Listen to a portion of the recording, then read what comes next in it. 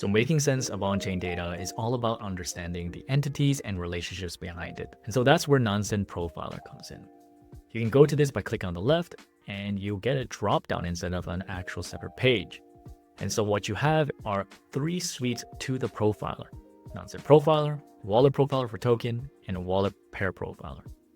So what's the differences between these 3? Well, Nansen Profiler is helping you analyze a wallet's activities and transaction history, and it helps you really understand a wallet's behavior. So we'll start off with this and we'll go through each of them one by one. If I hit this up, you'll notice it's not the conventional page, but a search bar. And so here you can either type in for a wallet that you want to find, or maybe you have an address already in mind. So I've copied over an address that I was looking into earlier. And if I press that, I can go, and there you go, right? If you've already explored Nansen previous to watching this video, you'll probably be familiar with this page because this page is the page you get when you click into a wallet and you want to explore further into that wallet. So this is the dedicated Nansen Profiler page. Here you can look at all the labels, add labels, look at their historical token portfolio, their trading summary, token balances, and so on. And you can even take a look at their transactions at the top, their P&L, counterparties. And I go into this in the Smart Money 101 video. So for the sake of this video, I'll keep it at here. Then what's next for a profiler? You then go have the wallet profiler for token.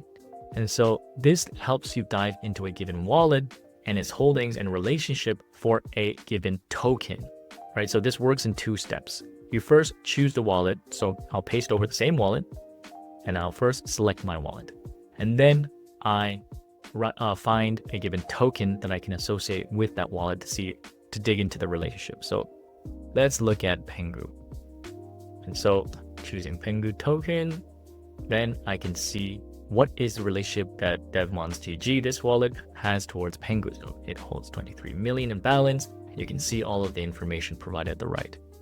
Then you can also see the transactions below and all of the transactions that this whale wallet has been doing with Pengu.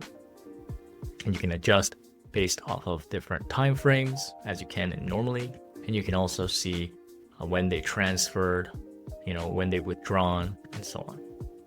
If you scroll a little bit to the bottom, you can also see the balance over time, and you can adjust this based off of a specific time frame. So let's say if I'm looking at 180 days, but I want to look at volume out, volume in, balance, and so on. So you can just filter out what you only want to look at by clicking out the rest. And then up at the top, you can also check out the total deposits for this given token to this wallet, as well as the top receiving addresses as well. So there's none here. So that is Wallet Profiler for token in a nutshell. And then lastly, you have Wallet Pair Profiler.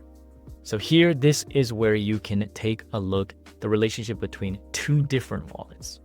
So for this example, I found Defiance Capital and Spartan Group.